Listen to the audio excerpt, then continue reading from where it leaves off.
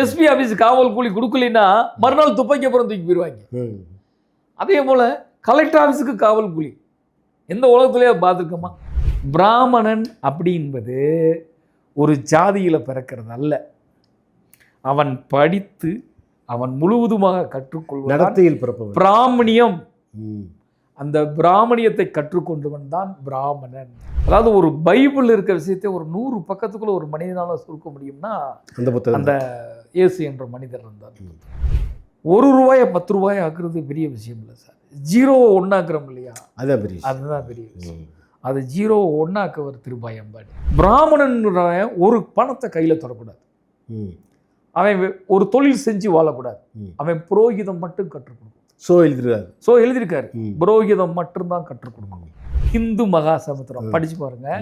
அதுல அவரு அத்வைதத்திலிருந்து துவைதத்திலிருந்து விசிஷ்டாத்வைதத்திலிருந்து எல்லாத்தையும் எழுதியிருப்பார். இந்து மதம் எப்படி ஆரம்பிச்சது, இந்துன்னு ஒரு மதம் இருந்ததா, எல்லாத்தையும் சொல்லியிருப்பார். மதுன்றது இஸ்லாமுக்கு எதிர்த்தானது. ஆனா அவனுக்கு எவன மது வழங்கப்படும், சொர்க்கத்தில் இருக்கிற அந்த மது வழங்கப்படும். இந்த அடிமையில என்ன பண்ணுவான் தெரியுமா? அவனுக்கு அவங்க அப்பா இனிசியில் போட முடியாது. அந்த அடிமைக்கு குழந்தை பிறக்கும். அந்த அடிமை கூட எப்படி வேணாலும் வாழலாம். அந்த முதலாளியை, அந்த வெள்ளைக்கார முதலாளியை எப்படி வேணாலும் வாழலாம். அது எப்படி வேணாலும் இருக்கலாம். அந்த அடிமைக்கு இனிசியல் அந்த முதலாளி இனிசியல் தான் போடணும். அவனுக்கு பிறந்த அவங்க எந்த அப்பனுக்கு பிறந்தாலும் அவங்க இனிசியல்லாம் போட முடியாது. ஒரு சத்தத்தை மட்டும் விட்டுட்டு போவான். உஷ்னு ஒரு சத்தத்தை மட்டும் விட்டுட்டு போவான். இந்த சத்தம் அப்படியே டிரான்ஸ்ஃபர் ஆகிட்டே போகும். இந்த 7வது தலைமுறையில் ஒருக்கவே இது என்னடா நம்ம வீட்டுக்கு ஒரு சத்தம் போட்டுக்கிட்டே இருக்காங்களே, இது என்னடா சத்தம்னு சொல்லி அந்த சத்தத்தை போய் கம்ப்யூட்டரில் ஆராயும்.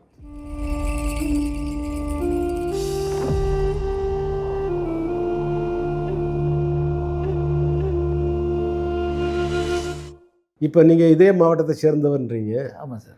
இந்த மாவட்டத்தில் இயக்குனர் பாரதி ராஜா உங்களுக்கு பிடித்தமானவர், பிடித்தமான கவிஞர் கவிப்பேரரசு வைரமுத்து சொல்கிறீங்க. இன்னொருத்தர் இருக்கார் எனக்கு பிடித்தமான இசையமைப்பாளர் இளையராஜா தான். நான் அவர்கிட்ட பழகினதில்லை போனதில்லை. ஆனால் நான் நினச்சிருந்தேன்னா அவர்கிட்ட நான் போயிருக்க முடியும். ஆனால் எனக்கு அதில் உடன்பாடு இல்லை. ஏன் உடன்பாடு இல்லை? அவரை பற்றி படிச்சிருக்கேன், அவரை பார்த்துருக்கேன். அவர் எப்படி பேசுவார்னு தெரியும். ஒரு உணர்ச்சி பூர்வமான மனிதர் அவர் இல்லைன்றது தெரியும். அவர் அவரோட சிந்தனையெல்லாம் வேற மாதிரி சிந்தனையாக இருக்குன்றதை நான் படிச்சிருக்கேன். ஸோ அவர்கிட்ட போய் நம்ம ஏன் இருக்கணும், அப்போ அறிமுகமாக்கணும். ஆனால் அவருடைய திறமைக்கு மரியாதை என்னங்க இப்படி சொல்கிறீங்க? இளையராஜா திறமைக்கு மரியாதை இல்லாத உலகத்தில் எந்த மனிதனாக இருக்க முடியாது. இளையராஜா இசை ஞானி. ஆமாம், அவரோட பாட்டை கேட்டு கேட்டு தாங்க வளர்ந்து சின்ன வயசுல. அவருடைய பாடல் ஒன்று சொல்லுங்களேன். என்ன எல்லாம் தான் சார், எந்த பாட்டு இல்லை. அலைகள் ஓய்வதில் நாங்கள் உயிருக்கு உயிராக வாழ்ந்த படம். அதெல்லாம் இளையராஜாவை உயிருக்கு உயிராக நேசிச்சிருக்கோம். டிக் டிக் டிக் இதுலாம் அந்த ஒவ்வொரு இடத்துலையும் அந்த புதுமையான மியூசிக்கை பார்க்குற போல. பிரியா படம் நீங்கள் எடுங்க, டார்லிங் டார்லிங் பார்க்குற போலே ஸ்ரீதேவி அங்கேருந்து அந்த வழி வர்ற போலே உலகத்துலேயே ஏதோ ஒரு முக்கியமான வேறொரு உலகத்தை சந்திக்கிற மாதிரியே நினச்சோம். அப்படிலாம் நம்ம அதெல்லாம் மிகப்பெரிய வேற உலகம் தானே நினைச்சோம். இன்னைக்கு இருக்க ஜெனரேஷனையும் மனசை வென்று நிற்கிறார் சார். ஆமாம் ஆமாம் ஆமாம். இப்போ கூட இளையராஜா சிம்பொனி வாசிச்சது. சிம்பொனியை பற்றி எனக்கு ஒன்றும் பெருசாக தெரியாது. மியூசிக்கில் நான் இந்த மியூசிக் இந்த கட்டை அதெல்லாம் எனக்கு ஒன்றும் தெரியாது. ஆனால் சிம்பொனியை பற்றி கேள்விப்பட்டேன். பீத்தோவன் இதெல்லாம் வாசிச்சிருக்காரு.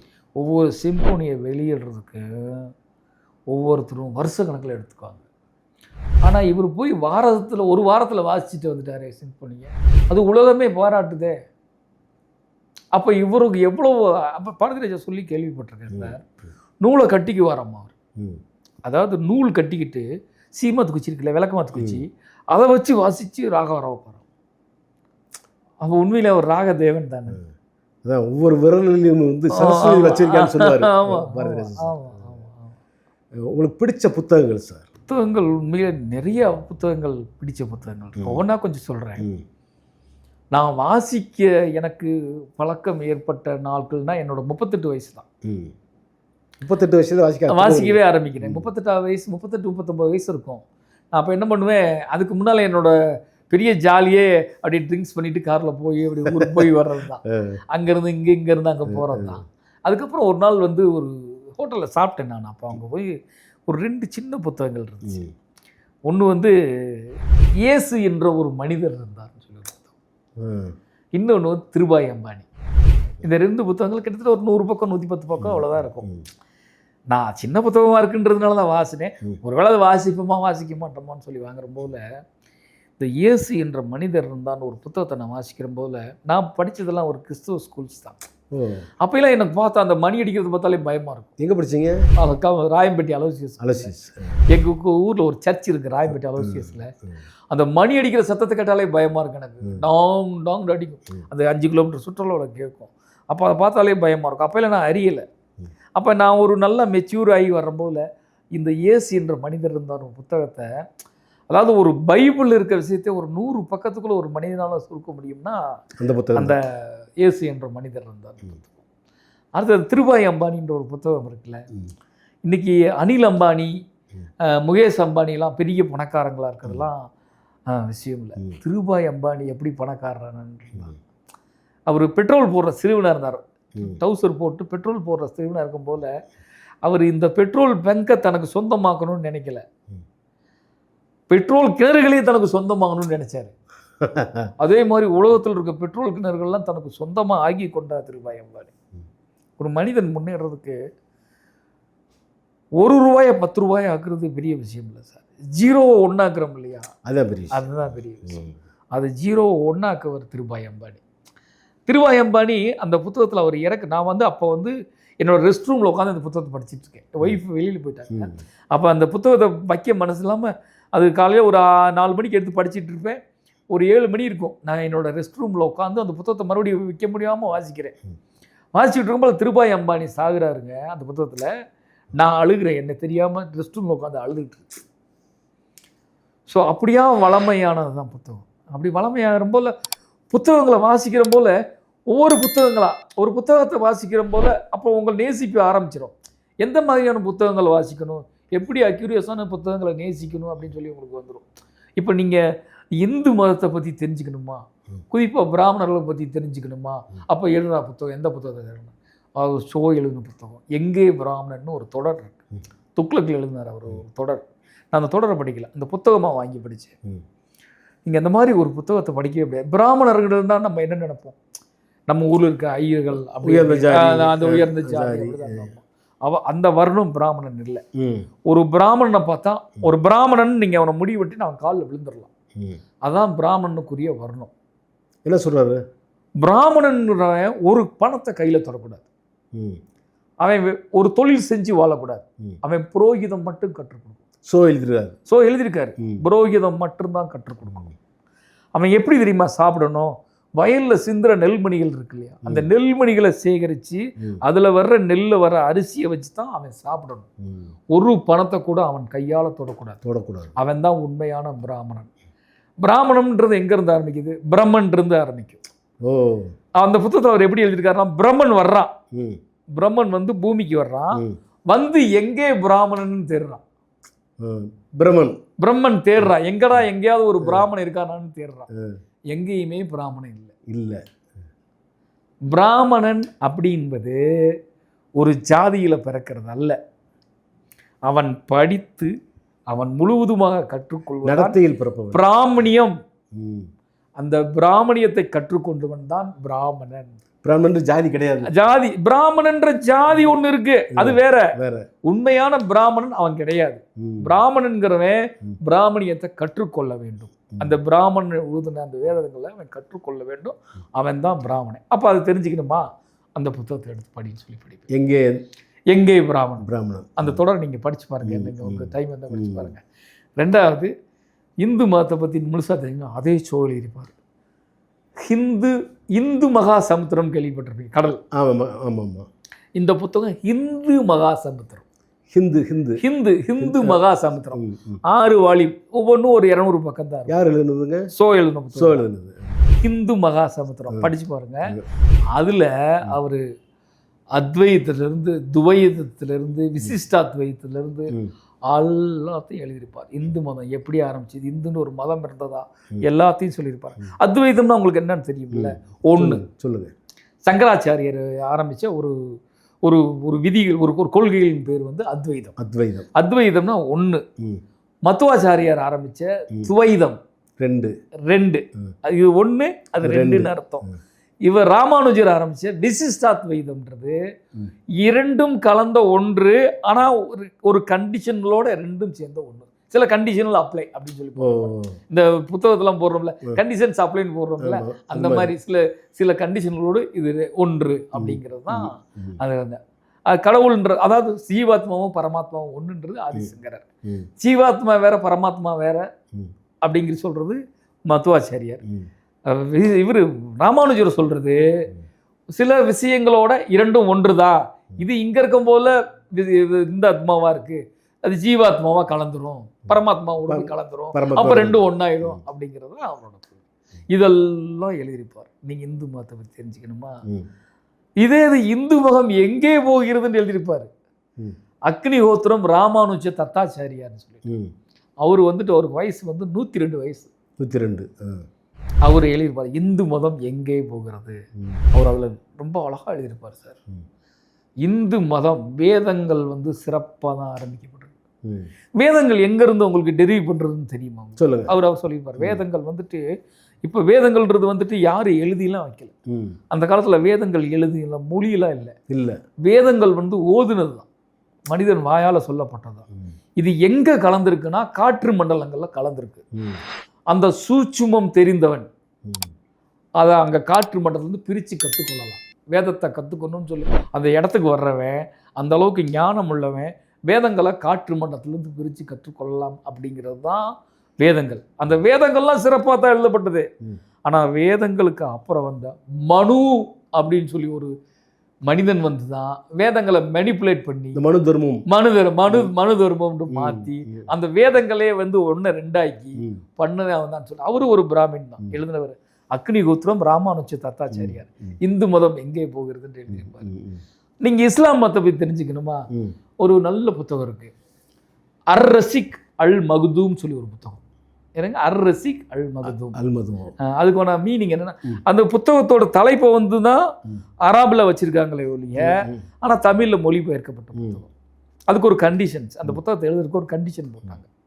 அது எப்படின்னா, அந்த நபிகள் நாயகம் வாழ்ந்த காலங்களில் அந்த இடங்கள் மாறக்கூடாது, கேரக்டர்ஸ் மாறக்கூடாது, இயர்கள் மாறக்கூடாது, அக்யூரசி மாறவே கூடாது, புத்தகம் எழுதணும். இஸ்லாம் மதம் எவ்வளோ பெரிய மதம் தெரியுமில்ல, உலகத்தில் ஒரு 2வது மிகப்பெரிய மதம் இஸ்லாம் மதம் தான். அதுவும் வந்து மதப்பற்று அதிகமாக உள்ளவங்களும் இஸ்லாமியர்கள். அப்போ அவங்க அந்த புத்தகத்தை எழுதணும். அப்படி எழுதும் போதில் நம்ம உலகத்தில் இருக்க எல்லாரும் எழுதினாங்க. ஃபஸ்ட்டு ப்ரைஸ் வாங்கினது உத்தரப்பிரதேசத்தில் ஒரு ப்ரொஃபஸர் தான் அந்த புத்தகத்தை எழுதினார். அர் ரசிக் அல் மகுதூம் அந்த புத்தகம். அது வந்து நீங்கள் இஸ்லாம் மதத்தை பற்றி தெரிஞ்சுக்க நேராக குரானுக்கு போகக்கூடாது, இந்த மாதிரி புத்தகங்களை படிக்கணும். குரானுக்கு போனால் உங்களுக்கு நிறைய விஷயங்கள் அது புரியாது. அவங்களுடைய மொழியில் எழுதியிருப்பாங்க, அதை மாற்றவும் மாட்டாங்க. ஏன்னா அவங்களுக்கு மாற்றுறதுக்கு பிடிக்காது. அதை அப்படியே தமிழாக்கம் பண்ணியிருப்பாங்க. ஆனால் இந்த புத்தகத்தில் அழகாக தமிழாக்கம் பண்ணி மிக சிறப்பாக எழுதியிருப்பாங்க. இது அதாவது இன்மையில் நன்றாக வாழக்கூடியவன் மறுமையில் யவன மது அவனுக்கு வழங்கப்படும் சொல்லி. மதுன்றது வந்து இஸ்லாமுக்கு எதிர்த்தானது, ஆனால் அவனுக்கு யவன மது வழங்கப்படும், சொர்க்கத்தில் இருக்கிற அந்த மது வழங்கப்படும் சொல்றது தான் இந்த புத்தகத்தோட. அந்த மாதிரி இஸ்லாம் மதத்தை பற்றி தெரிஞ்சுக்கணும்னா அப்படி ஒரு புத்தகத்தை தேடி படிச்சோம்னா முழுசாக இஸ்லாம் மதத்தை தெரிஞ்சுக்கலாம். நீங்கள் கிறிஸ்தவ மதத்தை பற்றி தெரிஞ்சுக்கணும்னா நிறைய புத்தகங்கள், கண்ணதாசன் எழுதின இயேசு காவியம், இந்த இயேசு என்ற ஒரு மனிதர் இருந்தார். பைபிளில் நிறைய விஷயங்கள் தமிழ் அழகாக தமிழாக்கப்பட்ட விஷயங்கள் நிறையா இருக்குது, இதெல்லாம் படிப்பேன். அதுக்கப்புறம் நீங்கள் எடுத்திங்கன்னா எழுத்தாளர்களில் மிக சிறந்த எழுத்தாளர்னா தமிழ்ச்செல்வன். சமகால நீங்கள் தமிழ்ச்செல்வன் நீங்கள் வாசிச்சிருப்பீங்கள்ல, ஒரு தடவை இந்த அறைக்கு வந்திருந்தார். என்னோட அல்மேராவில் அவரோட புத்தகம் இருந்துச்சு. அவர் அந்த புத்தகத்தை பார்த்து என் புத்தகம்லாம் வாசிப்பீங்களான்னு கேட்டார். தமிழ் சிறுகதையின் தடங்கள் அப்படின்னு சொல்லி அந்த புத்தகத்தில் சாகித்ய அகாடமி விருது வாங்கியிருக்காரு. நான் அவர்கிட்டே சொன்னேன், தமிழ்ச்செல்வன் சார், உலகத்துலேயும் படிக்க முடியாத ஒரு புத்தகத்தை உங்கள்கிட்ட கொடுத்தோம்னா அந்த புத்தகத்தை சிறப்பாக எழுதக்கூடிய தகுதி உங்களுக்கு மட்டும்தான் சார் இருக்கு. ஏன்னா அவ்வளவு ஜனரஞ்சகமாக மனிதரஞ்சகமாக எழுதக்கூடியவர் தமிழ்ச்செல்வன். அது தமிழ் சிறுகதையின் தடங்கள்ன்றது நிறைய எழுத்தாளர் அவர் அறிமுகப்படுத்தியிருப்பார். எங்கே எழுத்து அறிமுகமான காலங்கள்ல இருந்தே எந்த மாதிரியான எழுத்தாளர்கள், பெண் எழுத்தாளர்கள் எப்போ உருவானாங்க, அதெல்லாம் அவர் புலமைப்பித்தனோட மனைவி கூட ஒரு எழுத்தாளர் தான், அதெல்லாம் கூட அவர் சொல்லியிருப்பார். அவங்க எழுதின ஒவ்வொரு கதையும் ஒரு சிறு இடத்த சொல்லி, அதை முக்கியமான இடத்த சொல்லி, அது இவ்வளவு சிறப்பான புத்தகம் சொல்லி, இந்த தஞ்சை பிரகாஷ் என்ற எழுத்தாளர்லாம் அவர் சொன்ன பிள்ளான தான் எனக்கு தெரியும். தஞ்சை பிரகாஷ், அந்த எழுத்தாளர் அம்பை அம்பை இவங்களெல்லாம் அவர் அறிமுகப்படுத்தினதுக்கு அப்புறம் தான் அவங்க புத்தகங்களை நான் வாசிக்க ஆரம்பிச்சேன்.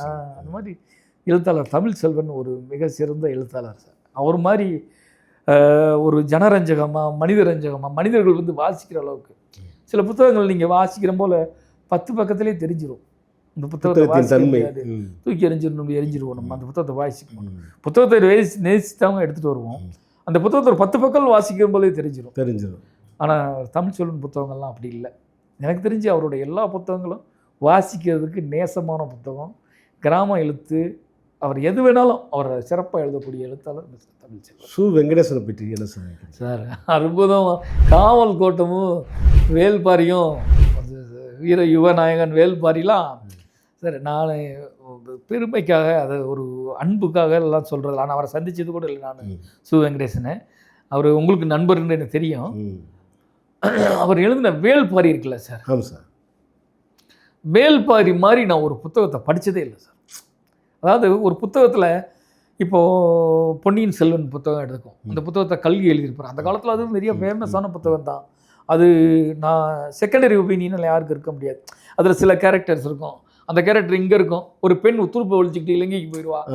இதெல்லாம் வந்து நம்ப முடியாத நிறைய விஷயங்கள் இருக்கும் இப்போ பொன்னியின் செல்வன். ஆனால் இதில் தரவுகளோடு இருக்கும். ஆனால் தரவுகளோட மண்ணை பற்றி, மரத்தை பற்றி, மனிதர்களை பற்றி, செடியை பற்றி, பூச்சியை பற்றி, எதை பற்றி இல்லை அத்தனையை பற்றியும், மனிதன் வாழ்க்கையில் அந்த 5 பூதங்கள்னு சொல்கிறாங்கல்ல, இது அத்தனையை பற்றியும். காற்றில் சண்டை போடுவான் சார் அந்த புத்தகத்தில். காற்றை பயன்படுத்தி சண்டை போடுவான், அம்பு விடுவாங்க. அதுக்கு பேர் காற்று அந்த அந்த விஷயம்லாம் அதில் இருக்கும். அது அந்த போருக்கு அவங்க தேர்ந்தெடுக்கிற இடம் அந்த தண்டியங்காடுன்னு ஒரு இடம் தேர்ந்தெடுப்பாங்க. அந்த மாதிரி அந்த அற்புதமான புத்தகங்க. அதில் தான் தேவாங்குன்னு ஒரு மிருகத்தையே அவர் இன்ட்ரடியூஸ் பண்ணியிருப்பார். தேவாங்க பார்த்தீங்களா? நான் தேவாங்க நிறைய பார்த்துருக்கேன், சின்ன வயசில் பார்த்துருக்கேன். இந்த ஒரு கூண்டுலாம் கிளி அடிச்சுட்டு வர மாதிரி வருவாங்க. அது ஒரு அப்பெல்லாம் எனக்கு அந்த மிருகத்தை பற்றி. ஆனால் இவர் எழுதுனதுக்கப்புறம் அதோட ஸ்பெஷாலிட்டி என்னன்னு தெரிஞ்சுது. தேவாங்கு, ஒரு தேவாங்கு வந்து எப்போவுமே வடக்கு பார்த்து தான் உட்காரும். நீங்கள் எங்கன்னா உட்கார வைங்க, அது வடக்கு பார்த்து தான் உட்காரும். அப்போ கேம்பஸ் மாதிரி தானே. கேம்பஸ் எப்படி அந்த காலத்தில் தேவாங்க பயன்படுத்திருக்கான் சார். கேம்பஸ் கப்பலில் அந்த தேவாங்கன்ற மிருகத்தை, அது அவங்க நாட்டில் வந்து அது தேவ விலங்கு. பாரியோட நாட்டில் தேவ விலங்கு, வேல்பாரியோட நாட்டில் அதுக்கு பேர் தேவ விலங்கு. அதுக்காக அதோட முகத்தை பார்த்து அது தேவாங்கன்னு பேர் வச்சுட்டாங்க. அதைத்தான் வந்து பாண்டிய நாட்டுக்கு எடுத்துட்டு வருவாங்க அந்த தேவாங்க.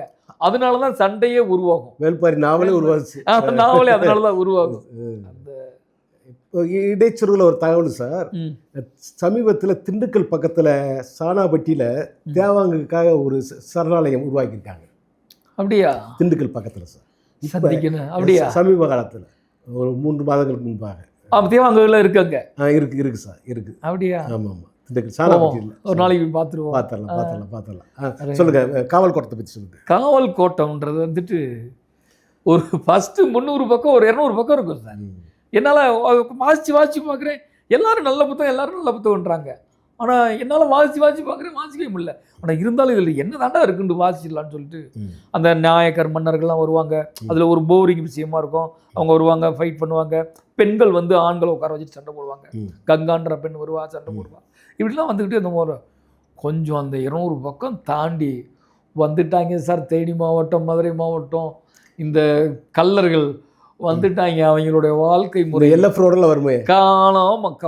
கம்பத்திலிருந்து காவல் காத்தவன் யாராரு, இங்கே காவல் காத்தவன் யாரு, அங்கே காவல் காத்தவன் யாரு, திண்டுக்கல் வரைக்கும் காவல் காத்தவன் யாரு, அவன் வரலாறு என்ன.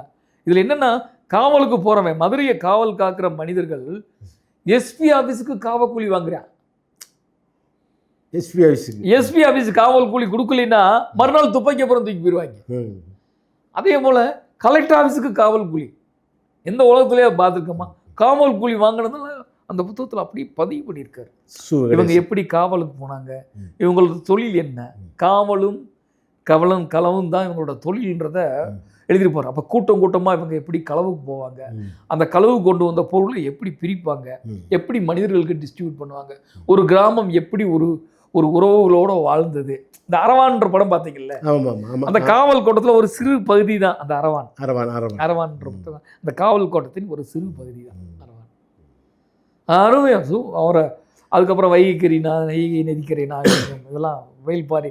வேல்பாரி வந்து நீங்கள் இந்த வேல்பாரியில் ஒரு ஒற்றுமை இருக்குது சார். வேல்பாரியில் என்ன பண்ணுவாங்கன்னா, ஒரு ஆண் வந்து அவன் அந்த இளம் பருவத்திலேருந்து அந்த இளைஞர் பருவத்துக்கு மாறுறான் இல்லையா, அந்த மாறுறப்போ அவன் என்ன பண்ணுறான்னா, அவனுக்கு ஒரு ட்ரைனிங் கொடுப்பாங்க.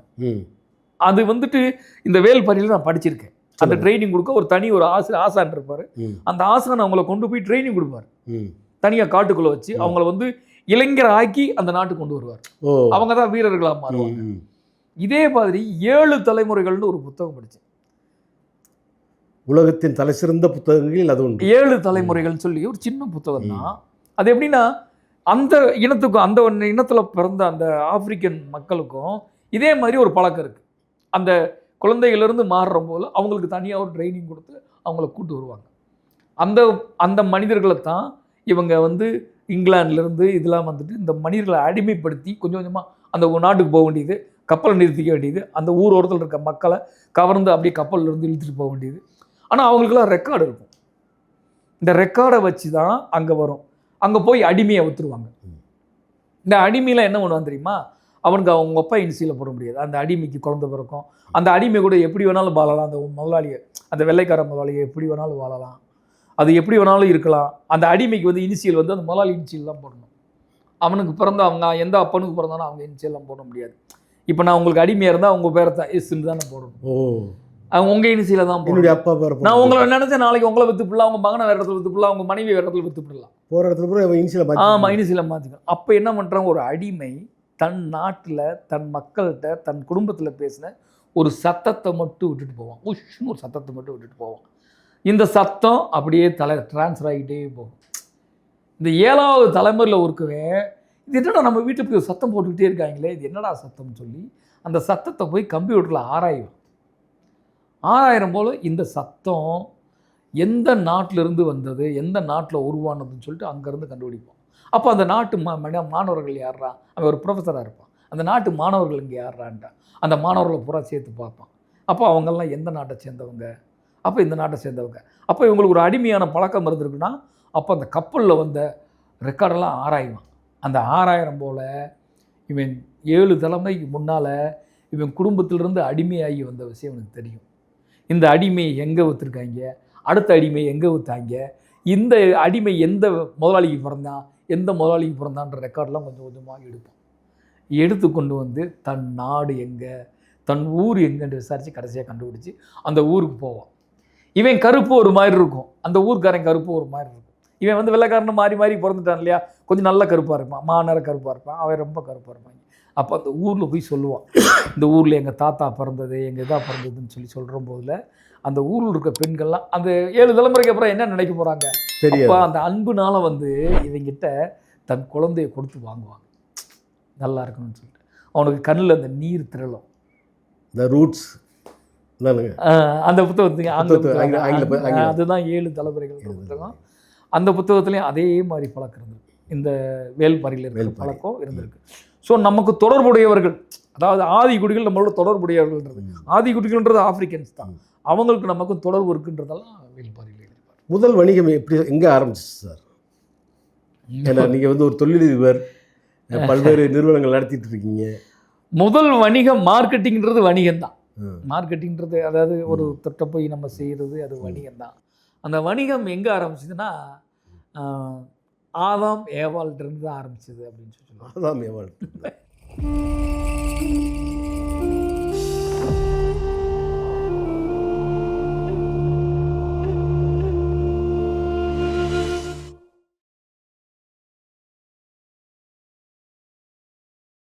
இந்த பி குட் சேனலில் நல்ல விஷயம்ன்றதுனால நீங்கள் எல்லாருக்கும் போய் சேர்கிற மாதிரி நல்ல எல்லாருக்கும் ஷேர் பண்ணணும்னு உங்களை பணியும்பா கேட்டுக்கொள்கின்றேன்.